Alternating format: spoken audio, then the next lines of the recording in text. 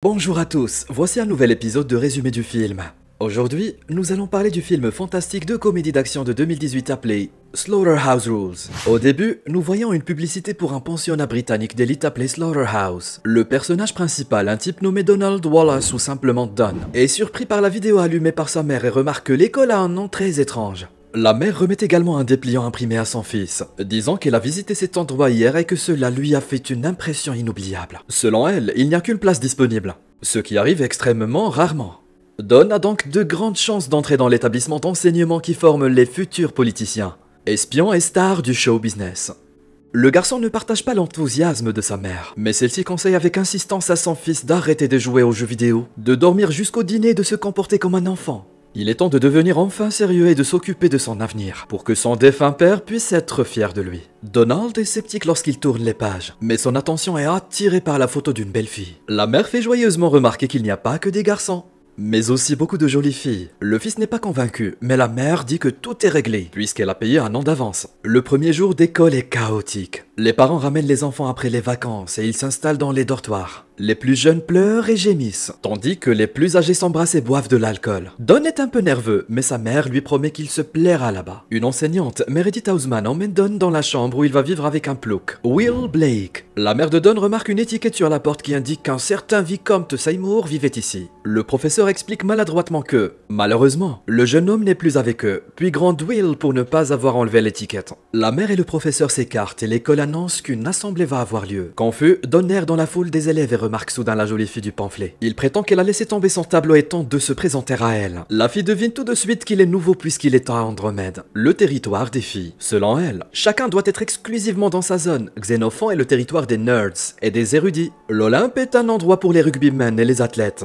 tandis que Sparte est une sorte de base pour les losers et les slobs. Son voisin Will lui fait signe de là-bas et l'invite à le rejoindre. Donald remercie la jeune fille et se rend chez lui à contre-cœur. Sur son chemin, il croise un chef local nommé Matthew Clegg. Il gronde Donald pour avoir parlé à un aîné. Will conseille à Don de ne pas mettre Clegg en colère à l'avenir car il est issu d'une dynastie de criminels militaires. Pendant ce temps, un directeur d'école fait un discours devant les élèves. Il explique certaines règles comme l'interdiction de se baigner dans les eaux locales et d'entrer dans les bois. Soudain, un directeur d'école apparaît, entouré d'une suite et d'un petit chien. Il prononce un discours prétentieux qui se termine par les mots « par le massacre jusqu'aux étoiles, par le carnage jusqu'à l'immortalité ». La devise de l'école est aussi bizarre que son nom. Tout le monde salue le directeur, mais les écologistes se précipitent soudain dans le hall. L'un d'eux demande au directeur d'arrêter la production de gaz sur le territoire, car cela pourrait entraîner une catastrophe écologique. Matthew attrape ce hippie, l'emmène dehors et commence à le frapper. Le directeur s'excuse et explique qu'il y a d'importants gisements de gaz de schiste sur leur territoire. En permettant de le produire, l'école peut gagner beaucoup d'argent et améliorer considérablement l'infrastructure. Pendant ce temps, Meredith fait son jogging dans les bois. Soudain, il rencontre une énorme plateforme de forage. S'étant rapproché, il rencontre un groupe de scientifiques qui lui conseillent de ne pas s'approcher et de retourner à l'école.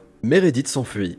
Et un gouffre apparaît juste derrière lui. De retour, il rencontre le directeur qui lui recommande de ne pas courir dans les bois et compatit au départ d'Audrey, qui était l'amour de Meredith. Les scientifiques se penchent sur cet énorme gouffre et arrivent à la conclusion que cela s'est produit en raison de la présence de nombreuses grottes sous terre. De plus, les données sismiques indiquent la présence d'une énorme quantité de gaz. Mais ils remarquent également un mouvement mystérieux dans les profondeurs. Pendant ce temps, Meredith discute en vidéo avec sa bien-aimée. La belle Audrey a dû quitter le poste d'infirmière à l'école et se rendre dans l'un des pays d'Afrique pour une mission volontaire. Meredith, un peu éméchée, lui demande de revenir et sinon, il viendra chez elle, mais Audrey n'est visiblement pas intéressée et lui fait savoir qu'elle est très occupée. Pendant ce temps, Don, Will et les autres garçons discutent gentiment dans leur chambre. Mais le groupe de Spartiates est soudainement convoqué. Meredith les gronde pour une mauvaise farce avec un nœud coulant suspendu dans une salle de bain. Will explique à Don que toute cette agitation concerne le vicomte Seymour, qui vivait chez lui et s'est pendu dans les toilettes avec sa propre cravate au trimestre dernier. Don s'ennuie beaucoup le lendemain pendant une leçon. Il regarde par la fenêtre, voit cette jolie fille et lui fait signe.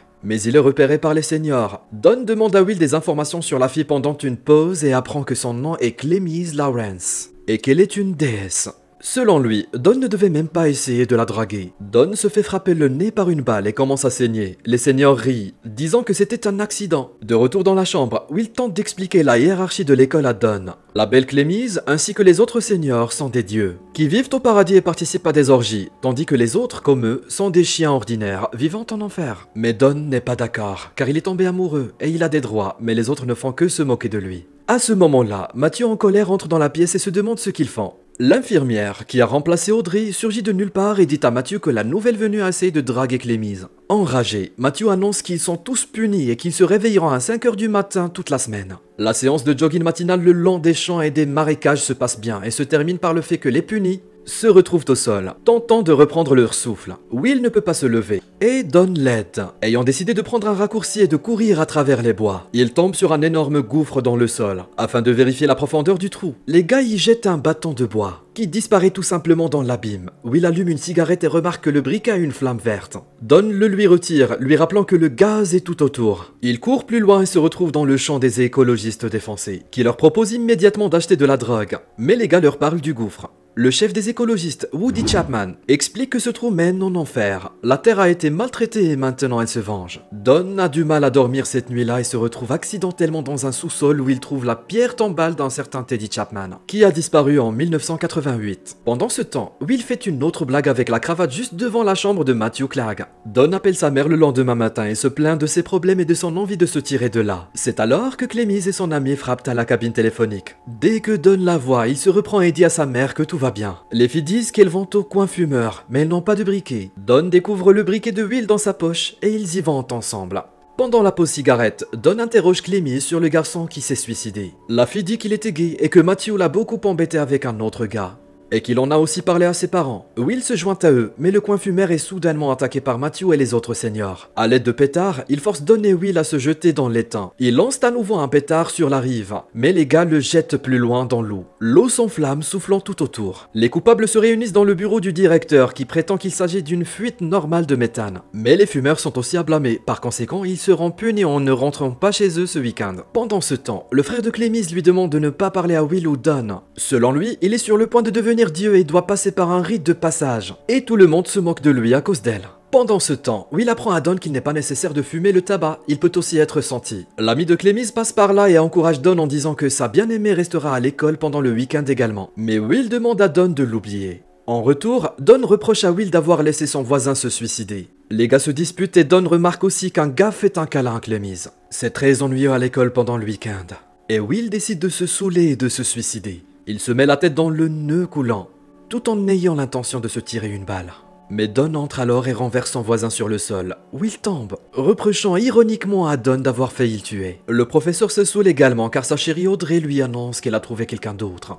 Le tremblement de terre commence à ce moment-là et la lumière disparaît partout. Matthew rassemble tout ce qui reste et fait l'appel. Pendant ce temps, les gaziers remarquent des bêtes qui rampent hors du gouffre. Les créatures inconnues attaquent les ouvriers. Puis le camp des écologistes défoncés. Matthew découvre la chambre secrète de Will et Don en faisant sa ronde de nuit. Il y voit tout un tas de cravates et hurle de colère. Pendant ce temps, les gars se promènent dans le sous-sol et Don dit que le chef des écologistes est un diplômé de l'école, nommé Woody Chapman. Will dit qu'il le connaît. Son jeune frère Teddy Chapman a disparu dans les catacombes locales. Tout à coup, ils croisent Clémise et son ami et ils marchent ensemble jusqu'au bois. Ils y découvrent une petite créature bizarre qui s'attaque rapidement à Clémise et entre dans sa chemise. La jeune fille, paniquée, enlève presque tous ses vêtements et tue la créature en la frappant contre un tronc d'arbre. De retour à l'école, il montre la bête tuée au directeur et lui demande d'appeler la police. Le directeur essaie de convaincre les garçons que c'est une affaire intérieure et ordonne de les emmener loin de là. Ils disent au directeur que Woody leur a tout dit sur lui et sur son accord avec les gaziers. Le directeur traite Woody de fou, car ils ont étudié ensemble ici en 1988. Déjà à l'époque,